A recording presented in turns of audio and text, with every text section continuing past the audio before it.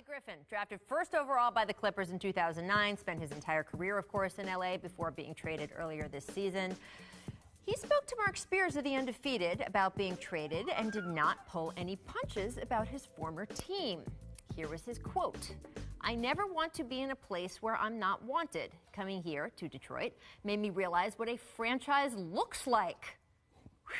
He also said that he would have done his free agency differently, guys, if he had known he was going to get traded just 6 months later. Remember, they told him he'd be a Clipper for life, and they put his jersey up in the stands and all of that stuff.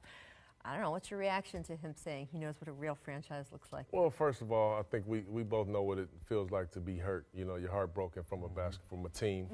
I'm sure that he's, still a little hurt by how he was handled there, especially with what he did. I mean, he brought life to the Clippers organization. And on the flip side of that, he probably does see what it's like to be with a franchise that's won championships, right?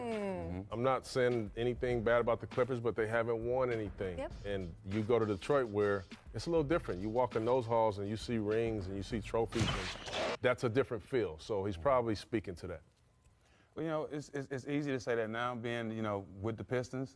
It's easy to bash the team you just came from, but you got to realize Jordan played for a different team. Shaq got traded. There's no loyalty in this. It's a business. So get out your feelings. Now, to what Chauncey said, to win an organization, it's a totally different feeling. When I went from San Antonio to Atlanta, totally different feeling, okay?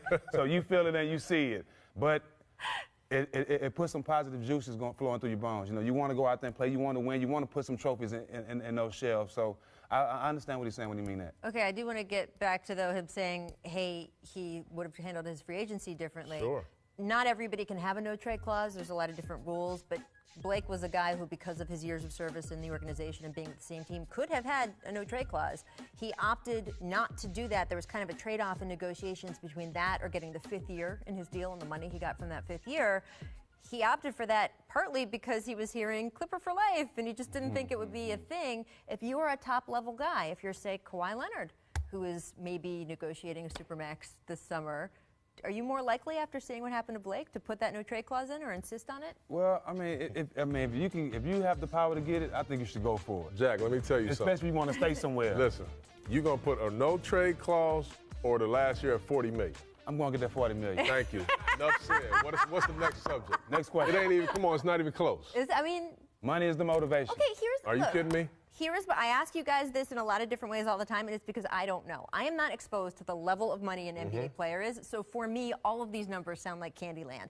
Y'all are Candyland making, for us, too. Well, we didn't play in this era. Okay, so for guys who are max guys to begin with, who are making hundreds of $millions both on and off the court, at what point is your happiness of, hey, I have to live in a city I didn't sign up to live in for 4 or 5 years, or play with a team or for a coach I didn't intend to make a choice to play for, versus an extra? And again, I know $40 million is a lot of money, but I think all of this is a lot of money. You told me $4 million, that's a lot of money. So where is the line of where you would trade, hey, I want my own agency and free choice versus money? It's all subjective, right? Like, you look at Blake and you say, okay, what if he would have not did that last year and said, I want a no trade? Who wants to lose for 4 years? Right. Does that make you happy? Right.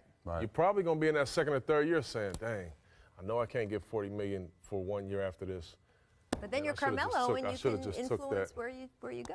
Yeah, you can influence where you go, but you can't influence what you're getting when you get there. That's true. That's a big deal, right? It's a big deal. It's hard. And look, and these guys, again, these are problems we should all have, but the idea of what to trade off. I am interested in this era of where the new CBA rewards guys to stay with certain franchises, it rewards guys to sort of get that extra year.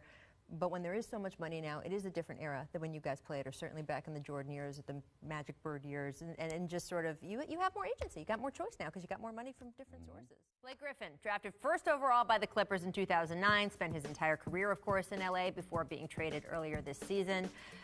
He spoke to Mark Spears